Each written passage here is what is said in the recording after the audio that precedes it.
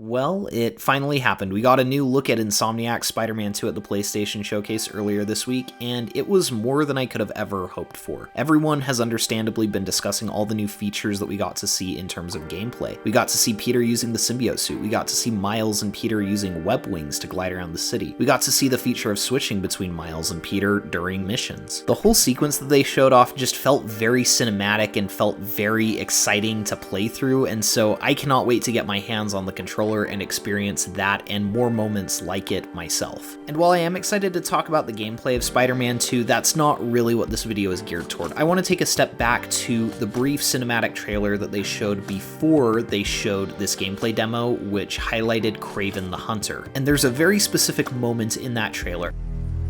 Sir, perhaps a new hunting ground.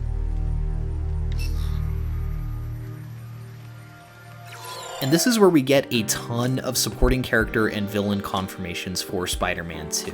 Now obviously, even going into this new footage at the PlayStation Showcase, we knew that Kraven was going to be in the game based on a voiceover that we heard in the original reveal trailer. For as long as I can remember, I have looked for an equal. But this gave us a little bit more insight into what he's going to be doing, and this is just the kind of story that I was really hoping Insomniac would tackle. Kraven isn't just going after Spider-Man, he's not just going after Lizard, he's kind of going after everybody, and that's going to tie a lot of Spider-Man characters into the narrative. And when you have these long-form video game stories like Batman Arkham City or Spider-Man 2018, I love when you just rope in as many characters as you can and give them their due. Like, do them justice, but see how many you can get in. Get as much quantity and quality as you can at the same time. We saw visual confirmation in that initial trailer that Venom will be in the game.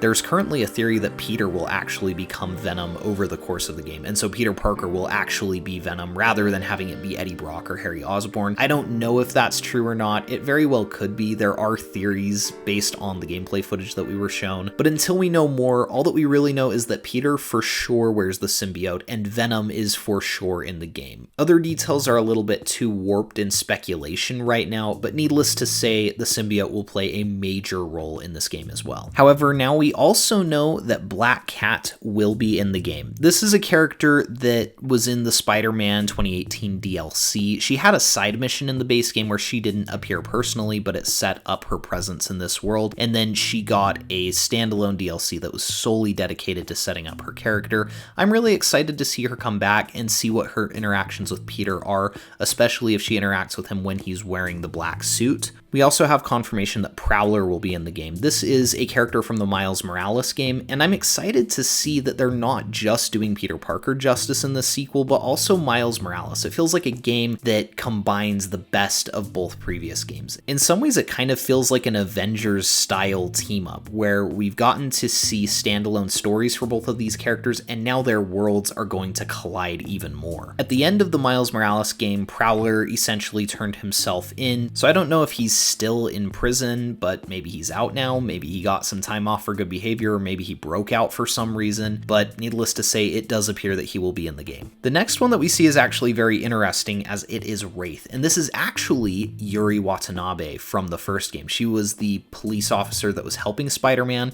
If you played through the DLC and played the side missions, it set up her turn as Wraith. The next one honestly surprised me a little bit, not in a bad way, but it's Tombstone. Tombstone was the best side mission in my opinion of Spider-Man 2018. He had a phenomenal presence in the game, and I definitely wanted to see more of him, so I'm excited that they're bringing him back. I don't know what his capacity will be in the story, but that was a bit of a shock. The Lizard will also be in this game. This was a character that they showed quite a bit of in the gameplay demo, and it was really exciting. I mean, the guy looks like a freaking dinosaur. The Lizard in this game just has a real presence to him. He feels really powerful and intimidating. We do hear in dialogue that Peter mentions that Harry is dying and Dr. Connors is the only person who can save him. And at the same time, Kraven's men are hunting down the Lizard. So it creates this really interesting scene where the Spider-Men are actually fighting Kraven's men as they are chasing the Lizard so that the Lizard doesn't die, but they can instead apprehend him and hopefully turn him back into Dr. Connors. It feels like they're doing a great job of setting up Kraven as this character who's just going to keep throwing a wrench into the Spider-Men's way as they try to save people and get things done that they need to. Kraven's going to be there every step of the way trying to stop them and trying to kill people that they don't necessarily want him to kill. The last one that I think a lot of people saw is Taskmaster. I wouldn't be surprised if he will come back for more side missions. I don't know if he'll have a role in the main story, but I thought his challenges were fun, and to see more of them in Spider-Man 2 would be a welcome way to keep the open world content varied and exciting. Now the final one is a blink and you'll miss it moment. It doesn't go fully into frame before it cuts away from this tablet shot, but if you go frame by frame and look very closely, you can actually see that this is confirmation that Shocker is in the city. So it is likely that Shocker will also be appearing in this game. Now, I do want to be clear that it is possible that they are just showing that these are characters in the city and they might be mentioned in the game, but they might not have boss fights or show up on screen. But I do think it's likely that each of these characters will play at least some kind of role in the city, if not in the main story itself. I don't think that this is it, though. I don't think that these are all of the villains. And the reason that I say that is outside of Kraven and Venom,